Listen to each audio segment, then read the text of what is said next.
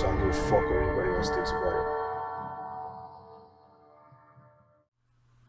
How's it going, G Freaks and Sci-Fi Fanatics? This is Daniel, always keeping it raw and real as always. And today I'm gonna actually do a review on a film that really just took me forever to watch, and I don't know why or how I was missing this or overlooking this film. And just to start off, Mortal Kombat has always been a game, well, for me back in the 90s, that I was always playing in the arcades or on home consoles, Super Nintendo, Sega Genesis. It was for Game Boy, Game Gear. I mean, it was a phenomenon as far as video games go by Midway. And I mean, it's a very good film, and I still ask myself why I overlooked it, why I never saw it, and I paid $9.99 for it. And it's gonna be a review and opinion for Mortal Kombat Legends, Scorpion's Revenge. And man, I mean, you know what? Scorpion, Hanzo has always been one of my favorites.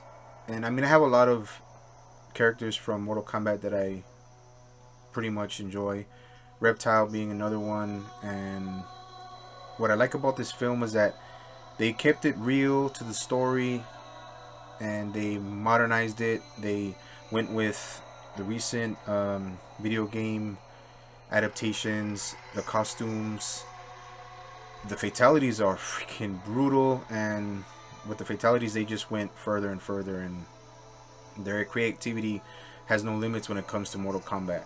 And I mean, just realizing how many Mortal Kombat video games there are, I said recently in my review for the Mortal Kombat film for 2021 that I've only really kept really just loyal to Mortal Kombat 1 and 2. I didn't really like 3, and this film has a little bit of those three video games in general, but they did add, of course, Quan Chi and Shinnok.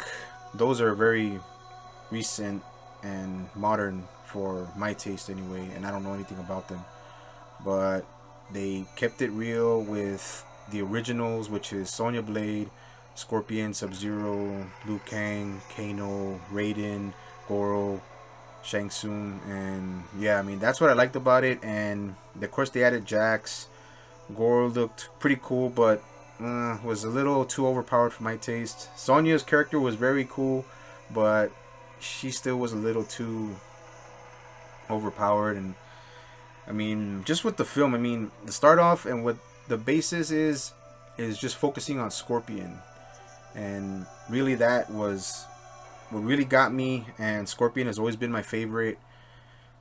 I mean, just what I liked about the games before, that he was always a mysterious character, and the more mystery to him, to Scorpion's character, otherwise, was what really grabbed me and got me, because there wasn't much of a story in the 90s from Mortal Kombat 1 and 2. 2, they really started to elaborate on story, making up, you know, the story as it went, expanding it, Shao Kahn, Kintaro. And this film starts off really great by just finding out what really was a tragedy, what happened to Scorpion, his clan, and his family, his son. And I'm not going to get too into the review. I mean, my reviews are real different from everybody else. And really, I mean, what I loved about the film was that not only did they add the new modern takes on Mortal Kombat's fighting system, the X-ray images when the bones break or guts flying, heads popping off. Scorpion's character was, to me, a very honorable character. What I really liked about the opening scene was he said it himself to his son: life is cruel and you have to face it head on. Be strong here and here. That's what he said, and that's where I really grasped the character even more. And Scorpion's story to me it was very basic at that time when I was really into Mortal Kombat. And I never got into any other games outside of Mortal Kombat 3. And I mean, going on with the story, and then I know they didn't really get any further as far as Sub-Zero's character because the main focus was Scorpion. And of course they added Liu Kang. Johnny Cage was pretty much just comic relief and was pretty damn funny for an animated character. And of course it being rated R, which, you know, does add a lot more depth as far as an anime goes. And everybody throwing F-bombs, and Liu Kang being the basic hero, the chosen one. Raiden looked really cool.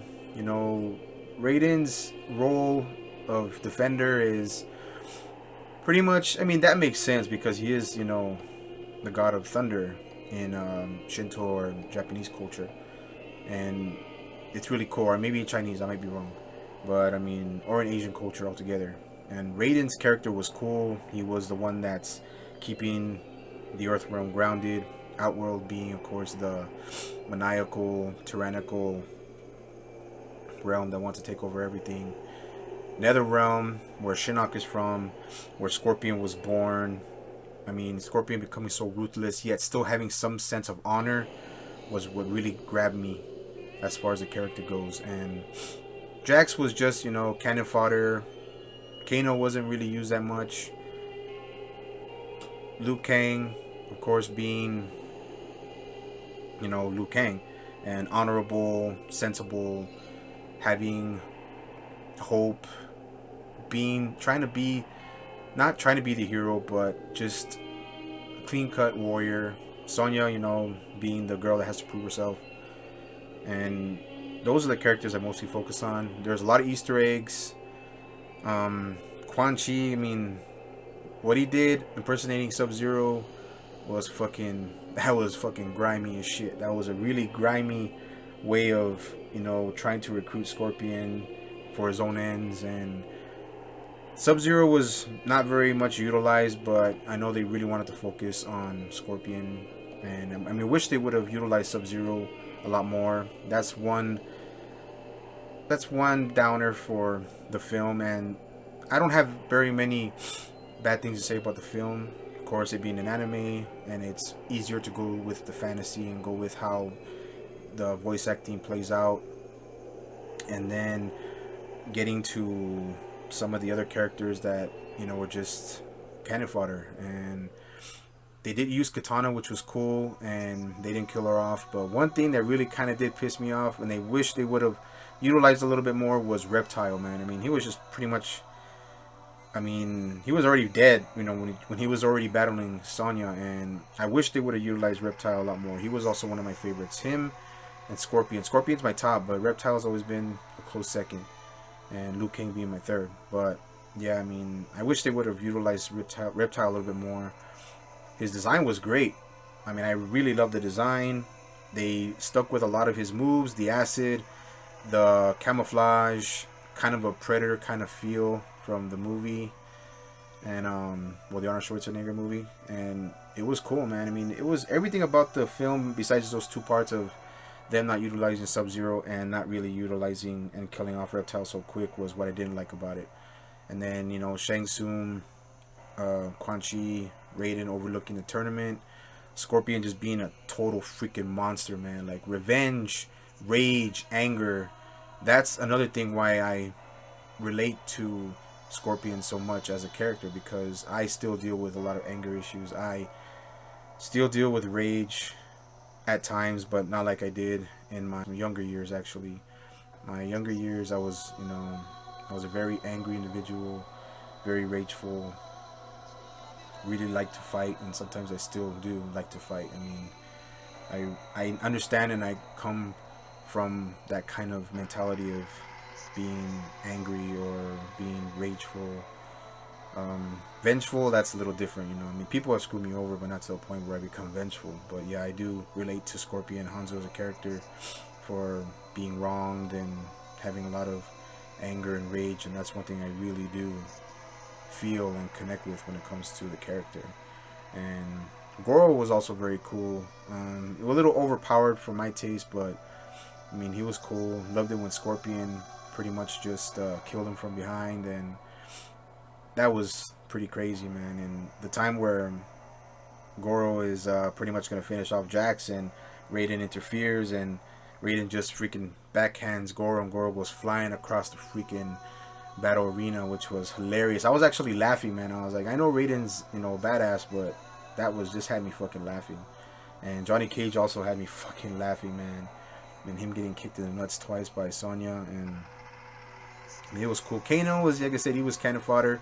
Sub-Zero coming in at the last minute, saying that to Kano that he's dishonoring the tournament, and I was like, whoa, that kind of did throw me off. What the story between Quan Chi and Sub-Zero and Scorpion, that threw me off, man. Like, that was grimy. That was a grimy fucking move by Quan Chi, what he did, impersonating Sub-Zero and manipulating the Len Kuei clan to do his own bidding, which was very cool. And yeah, but it was just, that was a grimy fucking slime ball move, man. That was horrible. And Sub-Zero, I do, from what I read and seen some video game takes and some stories, that Sub-Zero does have a sense of honor, even in respect for Scorpion.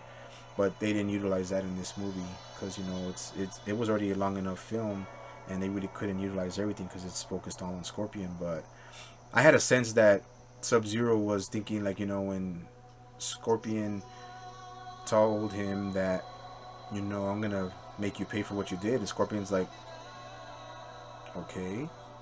So that did throw me off a little bit. Basic Sub-Zero, basic Scorpion, and for what time they used with Sub-Zero, I mean, that was utilized was still satisfying for me in a sense. And showing the pit when Scorpion just tackles him and sends him down. This is for my son! Yeah, that was, yeah, man, that was awesome, man. Poor Sub-Zero, but, I mean, Quan Chi just using them all as puppets, man, and, well, using Scorpion mostly. I mean, yeah, that was cool. The ending battle with Scorpion intervening and giving Liu Kang the title, and then the end fight with Scorpion and Quan Chi was, wow, man. Scorpion really fucking fucked him up. Ripped him a new fucking asshole, freaking lit him on fire, utilizing his trademark harpoon, I mean, to some crazy ways, man. It was really surprising and utterly beautiful for me to watch. And I was still asking myself why I skipped it for so long. And it came out last year, and I was like, what was I thinking now that I've seen it? This is why I'm doing the review, because I had never seen it. And honestly, to finish off this video, I'm going to let people know that I am very particular when it comes to movies. And the majority of the time, and this is pretty much 80% of the time, if somebody tells me that a movie sucks, or if a movie that they watched is not satisfying or good, 80% of the time I'm not going to watch it. And I do not like watching movies that suck. I'm very particular. I'm very picky. I don't watch movies as much as other people do, but that's just the way I am, because I am very particular when it comes to movies. I'm going to watch movies only that I like, that I enjoy. Of course, there are some bad movies that everybody does like, and if I see a movie that's not so good and I kind of like it myself, I'll probably just watch it once or twice and that's it, and then it'll just sit there, collect dust. But the majority of the time, no. I'm very particular, very picky, and I am just that kind of person that really likes to watch what I like to watch. You know what I mean? Just that's how I am. Yeah, I won't watch movies that suck, man. Did that once and that's horrible. And I don't do reviews on movies that fucking suck or movies I don't like. But there you have it, G-Freaks and Sci-Fi Fanatics and Mortal Kombat Crazies. There's my review for Mortal Kombat Legends Scorpion's Revenge. I do recommend that anybody who's a fan of martial arts films, sci-fi, fantasy, horror, gore, this is the movie that you should watch. Like, I really do enjoy it, surprisingly so, that definitely 2020 would have been the year of Mortal Kombat Legends Scorpion's Revenge for me. Otherwise, because 2020 sucked. But I don't want to keep going on, everyone. So there's my review, and I don't do many reviews because I just had never seen it till 3 days ago, and I enjoyed it. So this is Daniel, the Sci-Fi Sentry. I hope you all have a good day. Thank you for watching. There was my review. So I'm out.